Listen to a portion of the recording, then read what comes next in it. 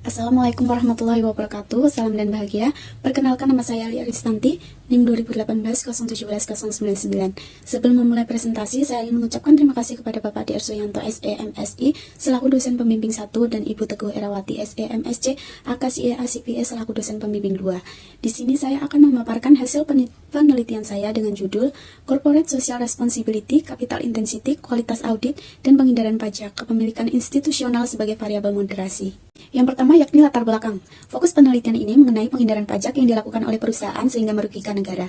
Penghindaran pajak merupakan tindakan yang legal dilakukan oleh wajib pajak untuk mengurangi, meminimalkan, dan meringankan beban pajak dengan cara yang diperbolehkan dalam undang-undang.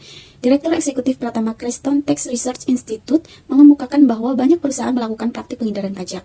Adanya celah saat membuat rancangan peraturan menyebabkan banyak perdebatan sehingga menjadikan peraturan final yang ambigu dan multitafsir. Penghindaran pajak sangat sulit terdeteksi oleh otoritas pajak karena bersifat rahasia dan banyak perusahaan yang menggunakan jasa profesional. Meskipun aktivitas penghindaran pajak tidak dapat diterima oleh otoritas pajak, perusahaan sebagai wajib pajak badan tidak bisa disalahkan karena aktivitas penghindaran pajak masih bersifat legal. Penghindaran pajak di Indonesia sudah sering terjadi. Salah satunya yakni kasus penghindaran pajak yang dilakukan oleh perusahaan atau wajib pajak badan. TJN melaporkan bahwa terdapat temuan penghindaran pajak yang merugikan negara mencapai 4,86 miliar US dollar per tahun atau sekitar 68,7 triliun rupiah per tahun. Laporan TJN disebutkan bahwa penghindaran pajak terbesar terjadi pada penghindaran pajak korporasi sebesar 4,78 miliar US dollar atau setara dengan 67,6 triliun rupiah dan sisanya 78,83 juta US dollar atau sekitar 1,1 triliun rupiah berasal dari penghindaran pajak wajib pajak orang pribadi. Berikut ini adalah rumusan masalah dalam penelitian. Berikut ini adalah kerangka penelitian. Hipotesis 1 menyatakan bahwa CSR berpengaruh negatif terhadap penghindaran pajak. CSR merupakan suatu rancangan atau tindakan sebuah perusahaan yang bertujuan untuk mengurangi dampak negatif serta memaksimalkan dampak positif operasinya agar tercapainya tujuan pembangunan yang berkelanjutan. Tingkat pengungkapan CSR perusahaan yang rendah akan menyebabkan perusahaan melakukan penghindaran pajak yang lebih besar. Hipotesis 2 menyatakan bahwa capital intensity berpengaruh positif terhadap penghindaran pajak. Capital intensity merupakan besarnya modal yang dibutuhkan perusahaan untuk menghasilkan pendapatan yang diperoleh dari penurunan atau peningkatan aktiva tetap.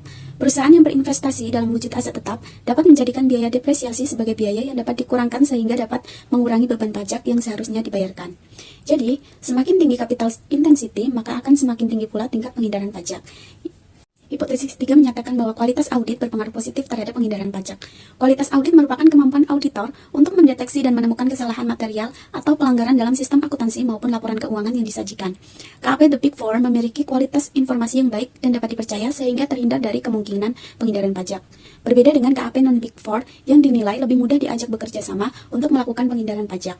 Hipotesis keempat menyatakan bahwa kepemilikan institusional tidak dapat memoderasi CSR terhadap penghindaran pajak.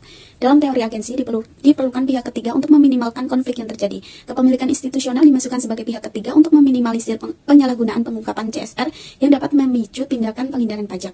Kepemilikan institusional dipilih sebagai pengawasan yang dapat mengawasi manajemen, sehingga timbul dorongan untuk menaati peraturan dan terbebas dari tindakan penghindaran pajak. Hipotesis 5 menyatakan bahwa kepemilikan institusional memperkuat pengaruh capital intensity terhadap penghindaran pajak. Berdasarkan teori agensi, agen dapat menggunakan aset yang dimiliki perusahaan untuk memaksimalkan kinerjanya dengan meminimalkan beban pajak yang dikeluarkan perusahaan. Semakin banyak kepemilikan institusional, maka hak suara investor juga akan semakin besar, sehingga kepemilikan institusional dapat mengawasi kinerja manajemen dan dapat memberikan dorongan untuk mematuhi peraturan perpajakan dan meminimalisir terjadinya penghindaran pajak.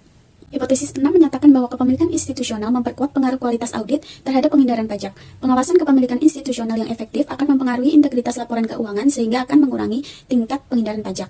Laporan keuangan berintegritas tinggi yang diaudit dengan kualitas audit yang baik akan menggambarkan nilai perusahaan yang sebenarnya sehingga auditor akan memberikan opini kewajaran atas laporan keuangan.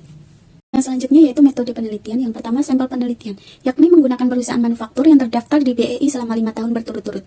Teknik pengambilan sampling menggunakan purposive sampling.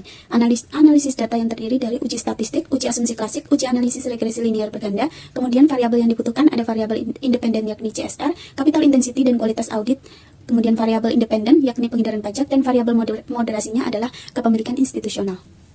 Uji asumsi klasik. Pada uji normalitas, data berdistribusi normal dengan nilai signifikan 0,256 atau lebih dari 0,05. Pada uji multikolinearitas, tidak terjadi multikolinearitas, FIV dari semua variabel kurang dari 10 dan nilai tolerance lebih besar dari 0,10 atau mendekati 1. Pada uji heterokedastisitas tidak terjadi heteroskedastisitas karena semua variabel memiliki signifikan lebih dari 0,05. Uji autokorelasi tidak terjadi autokorelasi karena nilai DU lebih kecil dari nilai Durbin-Watson serta nilai 4 dikurangi DU lebih besar dari nilai Durbin-Watson. Berikut ini adalah hasil uji analisis linear berganda. Dari tabel tersebut dapat memperoleh hasil bahwa CSR berpengaruh negatif signifikan terhadap penghindaran pajak, capital intensity tidak berpengaruh terhadap penghindaran pajak, dan kualitas audit berpengaruh terhadap penghindaran pajak. Kemudian dari nilai adjusted R-square menunjukkan bahwa hanya 5,6% variabel yang dapat mempengaruhi penghindaran pajak yang diwakili oleh CSR, capital intensity, dan kualitas audit. Sisanya dipengaruhi oleh faktor lain di luar penelitian ini. Kemudian dari hasil uji F dengan nilai signifikan 0,003 menunjukkan bahwa model dinyatakan berpengaruh secara simultan terhadap penghindaran pajak. Berikut ini adalah tabel analisis MRA yang menunjukkan bahwa variabel kepemilikan institusional tidak mampu memperkuat pengaruh CSR terhadap penghindaran pajak. Kemudian variabel kepemilikan institusional tidak mampu memperkuat pengaruh capital intensity terhadap penghindaran pajak. Serta variabel kepemilikan institusional tidak mampu memperkuat pengaruh kualitas audit terhadap penghindaran pajak.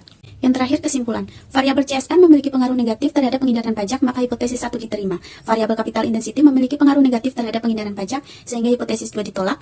Kemudian variabel kualitas audit memiliki pengaruh positif terhadap penghindaran pajak, sehingga hipotesis 3 diterima. Variabel kepemilikan institusional tidak mampu memperkuat pengaruh CSR terhadap penghindaran pajak, maka hipotesis 4 diterima. Variabel kepemilikan institusional tidak mampu memperkuat pengaruh capital intensity terhadap penghindaran pajak, maka hipotesis 5 ditolak. Variabel kepemilikan institusional tidak mampu memperkuat pengaruh kualitas audit terhadap penghindaran pajak, sehingga hipotesis 6 ditolak. Sekian presentasi dari saya. Terima kasih. Salam.